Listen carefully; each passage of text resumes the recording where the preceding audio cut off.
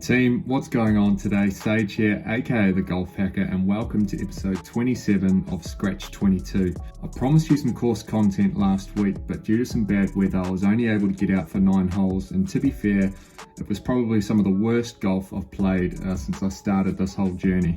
My confidence was hurt a little bit, so I decided to come back online and I looked at some of my golf that I played right back at the start, and it made me appreciate that I have come a long way since I started this whole journey. So for this week's video, I decided to take a look back to when I was a 22.8 handicap when I started, and take a look at some of the key learnings and key differences really between the golfer that I was back then and the golfer that I am now 10 months down the track at a handicap of 12.8. The first of these learnings is all to do with course management and 3 key areas in particular.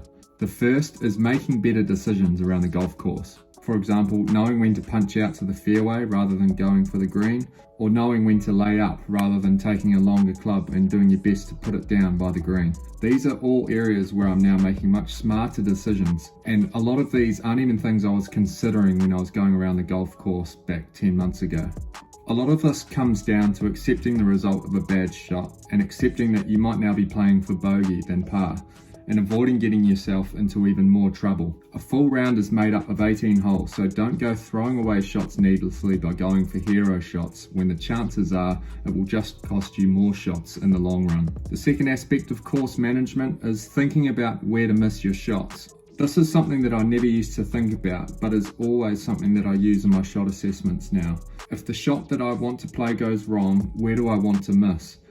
If we take this chip for example, on the surface it looks like a pretty good shot and it's landed close to the hole, but what it's left me with is a tricky sliding downhill putt, one that's hard to make, and when I do miss, as you can see, it goes miles from the hole, and now I'm still looking at potentially another 2 putts to land the ball in the hole. Again, making some smarter decisions around these shots is really starting to slash a few shots each time I go around the course.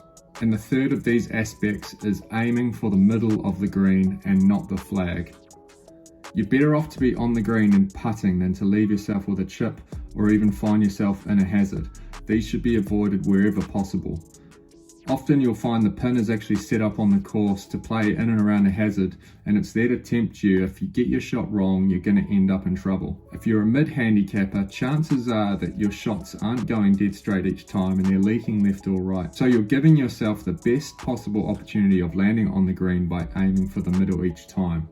The second key learning is around putting, and that any improvement in this area of the game will show on your scorecard. I only had a couple of lessons with Caroline, focusing on how to get aligned, picking your starting line, and then the importance of tempo and committing to the stroke. This alone has really helped my putting. I haven't reinvented the wheel with practice. I've spent 80 to 90% of my time practicing straight 3 to 5 foot putts with real intent, and that's seen a marked improvement in my putting. The 3 putts are not entirely gone, but they are a far less regular occurrence.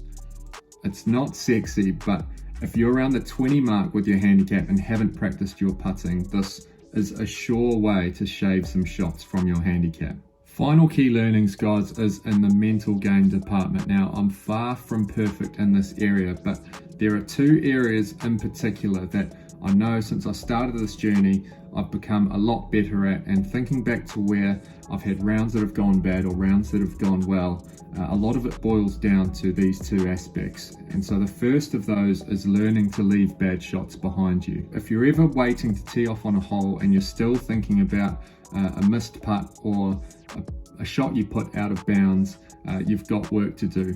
Essentially, if something goes wrong during your round, you have to move on.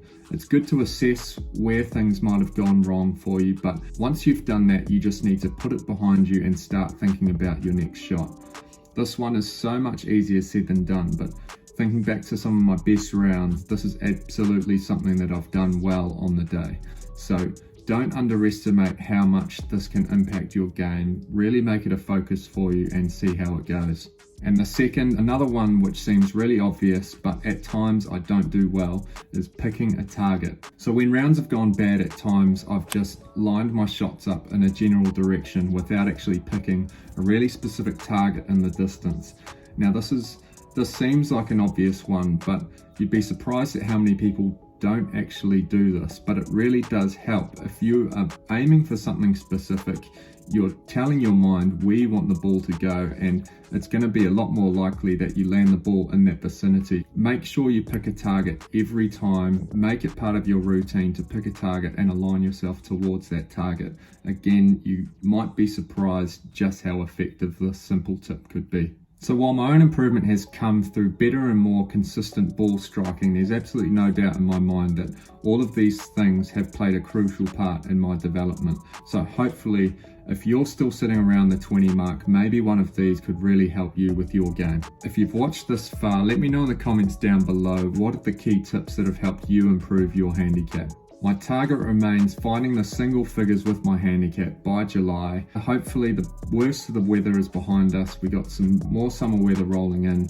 That means more golf and more opportunities to get that handicap down. Hope you enjoyed this week's video, guys. Hope to bring you some on-course content finally next week. But that's it for now. Thanks for tuning in. Hope to see you next week. Take it easy.